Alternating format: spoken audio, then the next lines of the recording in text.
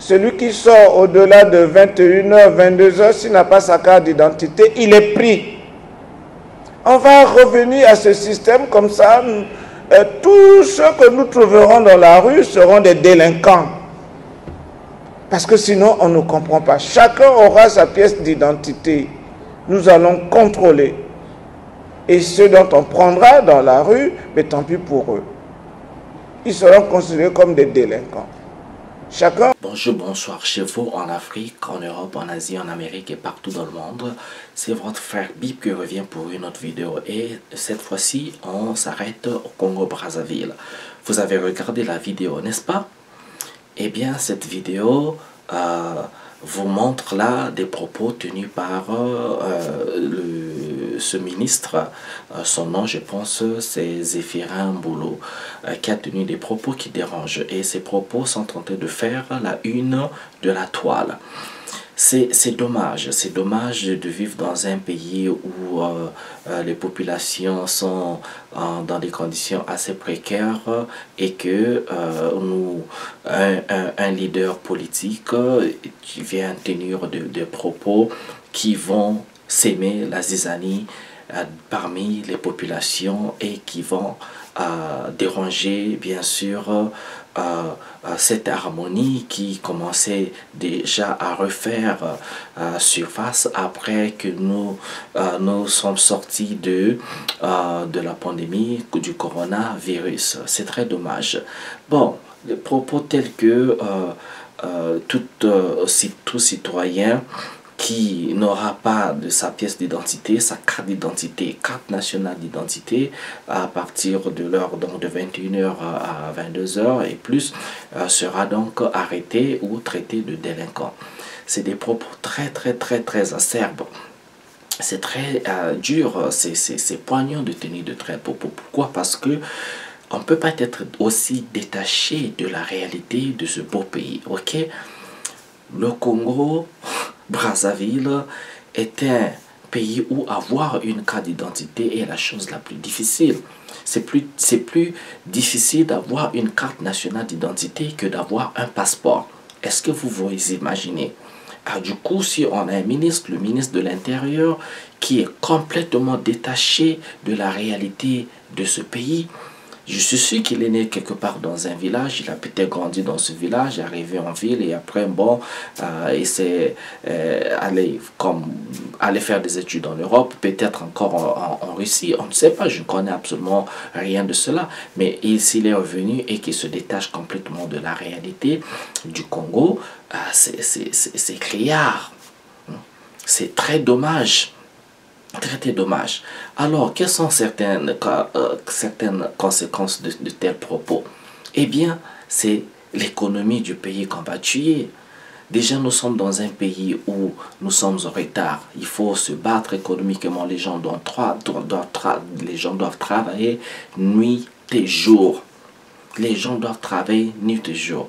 Et on sait que la majorité de la population congolaise, les gens n'ont pas de carte nationale d'identité. Parce que c'est une denrée rare et on ne comprend pas pourquoi. Moi, j'ai des amis, j'ai des membres de ma famille, ça fait 3 ans sans carte nationale d'identité. Ils ont fait rentrer, ils ont soumis leur dossier 2-3 fois. La carte nationale d'identité n'est jamais sortie. Une denrée très rare. Tout ce que le ministre a à faire, c'est faire une descente dans les rues, faire des sondages, demander à la population, interroger la population sur cette affaire et il aura des réponses. Il aura des réponses. Alors, s'il faut imposer cette loi, alors que feront donc ceux qui se débrouillent la nuit, ceux qui sont dans leur commerce informel la nuit? Le boulanger doit aller la nuit à partir de 22h, 23h parce qu'il faudrait que la population ait le pain le matin. Et ceux qui tiennent les bars, ceux qui tiennent les boîtes de nuit, ceux qui sont dans la restauration, quand on fait le petit déjeuner, alors tout se prépare la nuit. Ok, il faut sortir parce qu'il faut se lever très tôt le matin, c'est la nuit qu'il faut préparer. Et non seulement ça, nous sommes dans un pays où il faut encourager les gens de travailler. Il faut qu'il y ait ceux qui travaillent la journée et ceux qui travaillent la nuit. C'est comme ça qu'on fait fonctionner un pays, l'économie fonctionne. comme ailleurs. J'ai voyagé un peu partout ailleurs. Vous allez à Dubaï, vous allez en Turquie, vous allez en Chine, et vous allez dans ces pays qui bougent là, qui font bouger le monde. Et même en France, quand vous allez la nuit, les gens travaillent. Les gens travaillent la nuit. Les gens ne dorment pas, hein, les gens travaillent. Il y en a ceux qui dorment et il y en a ceux qui ne travaillent pas, travaillent en journée, et ceux qui travaillent la nuit. C'est ça qui fait fonctionner une économie. Mais et encore, l'autre conséquence, c'est quoi? Nous connaissons tous la mentalité de nos policiers. La police congolaise, la gendarmerie, les gendarmes, les militaires, nous connaissons, c'est un secret de polichinelle. Nous sommes tous très au courant des bavures policières au Congo. Et les policiers n'attendent que de telles occasions pour se frotter les mains et se faire de l'argent. Ils vont en profiter pour harasser les populations. Tout le monde le sait, tout le monde le sait, ce n'est même pas un secret, ce n'est même pas une critique, c'est la réalité du Congo. C'est la réalité, c'est comme ça que ça se passe chez nous. Les policiers deviennent des harceleurs, ils deviennent des gens qui vont rançonner les populations pour avoir de l'argent. Les policiers vont inventer leurs propres lois, même ce qui n'a pas été dit par le ministre, ils vont inventer leurs trucs. La nuit, ils vont se mettre à violenter la population, à frapper et à violer. C'est ce qu'ils font. Et tout le monde le sait. Et le ministre va tenir de tels propos alors que nous sommes dans un climat de paix, nous sommes dans un climat d'harmonie où chaque Congolais est en train de se battre pour nourrir sa famille. Le Congolais, c'est quelqu'un de paisible. Le Congolais, s'il a son travail, il peut acheter, il peut nourrir sa famille, il peut payer son loyer, il peut construire sa maison, avoir sa voiture, avoir sa veste, sa cravate, sa belle chaussure, sa bière. Et bien le Congolais, il est paisible. C'est quelqu'un qui va aller à l'école, il veut étudier, il veut faire son business. C'est quelqu'un qui rêve. Mais si vous stressez la population, ce sont des propos qui stressent de plus près la population. On va se retrouver avec des rues vides parce que les gens sont déjà stressés à cause de beaucoup de pression qui vient de gauche et à droite. Les gens ont même peur de dire des mots rien que pour vouloir contribuer au développement de la nation, sans pourtant que les gens sont traités de traîtres ou de faire de la politique ou de menacer le pouvoir en place. Alors ça n'a absolument rien à voir. Les gens veulent juste vivre le bonheur, le bien-être. Et le ministre, les sénateurs, les députés, tous ceux qui sont dans le gouvernement, ceux dont on a donné, on a mis en place, c'est pour servir la population. Votre rôle, c'est servir, c'est être au service de la population, c'est être au service de la nation.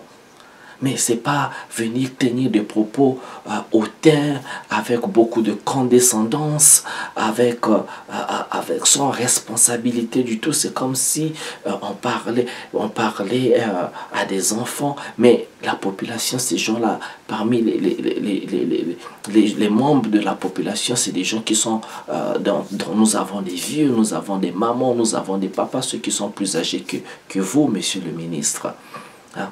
Nous avons les gens, des personnes de tout âge. Il faut un minimum de respect. Et nous savons tous qu'une personne qui a une carte d'identité, mais il arrive qu'une personne oublie sa carte d'identité. Parce que ça arrive. Ce ne sont pas de nos habitudes à nous, les Congolais, de nous balader dans les rues avec nos pièces d'identité. Ce ne sont pas de nos habitudes. Ça, c'est des choses qu'on trouverait peut-être dans les pays des Occidentaux, en France, aux États-Unis, je ne sais pas moi, où les gens, doivent se balader avec des cartes d'identité. Mais aussi parce que ces sociétés-là sont différentes. Les gens ont des cartes de crédit, c'est des sociétés modernes. Tout est magnétisé. Donc on peut comprendre que les gens se baladent avec des pièces, avec des portefeuilles, parce qu'ils doivent utiliser des cartes magnétiques. C'est un peu normal, c'est le mode de vie là-bas. Mais combien de Congolais connaissez-vous qui se promènent dans les rues avec des cartes d'identité? Ça n'a jamais été dans nos habitudes. Oui, peut-être dans les temps, dans les années, dans les années 80. il y avait une histoire de milice comme ça et tout, mais nous ne sommes pas dans ce Congo-là. Nous ne sommes pas dans le Congo du monopartisme. Il y a plusieurs partis, c'est pas le Congo rouge, c'est pas le Congo communiste. C'est un autre Congo, et non seulement ça, c'est un Congo où la population est très alerte, les gens sont ouverts au monde. Avec la globalisation, avec l'internet, les messages, tout se véhicule, ça va comme une traînée de poudre. Ça va vite, ça va vite. Les gens ont les yeux ouverts, les oreilles ouvertes, mais tout va vite. Et il faut éviter de stresser les populations, il faut éviter de renforcer donc ce sentiment de peur que les gens ont, d'incertitude. Il y a déjà la précarité. Il faut arrêter avec ça. Laisser les gens vivre, laisser les gens s'épanouir. Nous avons besoin de propositions, de vraies propositions venant de nos ministres, de nos gouvernements, des propositions d'emploi, d'énergie, qu'il n'y ait pas de délestage, construire des barrages électriques, industrialiser le pays, donner la force aux jeunes de faire des entreprises, créer des fonds d'aide, des fonds de subvention, créer des subventions que quelqu'un peut obtenir une subvention pour créer son entreprise. Il y a créé, soutenir les startups, ces gens-là qui sont dans la technologie, qui sont brillants, aidez-leur. Et ceux qui sont brillants dans la technologie, il faut leur mettre en place des structures qui leur permettent de travailler jour et nuit. Personne ne doit dormir. Le pays est en retard. Nous avons tout à faire chez nous. On ne peut pas dormir. On ne peut pas arrêter l'économie. On ne peut pas arrêter les activités nocturnes d'un pays juste à cause d'une affaire de carte nationale d'identité. Mais c'est pas sérieux. C'est pas sérieux. Monsieur le ministre, messieurs les ministres, les sénateurs, les députés. Mais vous voyagez aussi dans le monde, n'est-ce pas? Vous allez dans les pays occidentaux, vous voyez comment ça fonctionne, n'est-ce pas? Je suis sûr, parce que vous avez vos enfants qui étudient là-bas, vous allez là-bas en vacances. Mais est-ce qu'on ne peut pas copier ce qui est bon et venir améliorer chez nous? Mais pourquoi toujours régresser? Voilà, c'est dommage en tout cas. Mais je demande à tout le monde de résister quand même. À un moment donné, il ne faut pas se laisser aller. Parce que c'est bête à la fois. À la fin, c'est bête. C'est vraiment... Je suis obligé d'utiliser cette expression parce que, voilà, c'est bête quoi. Voilà, je vous remercie les gars. Merci de m'avoir suivi. N'oubliez pas de vous abonner à ma chaîne en Afrique et ailleurs. Mettez les j'aime, laissez les commentaires. C'est comme ça que nous allons construire notre Congo. Et nous allons construire cette Afrique que nous adorons tous. Je vous souhaite bien le bonheur chez vous. On se retrouve à une prochaine vidéo. Merci. Ciao, ciao.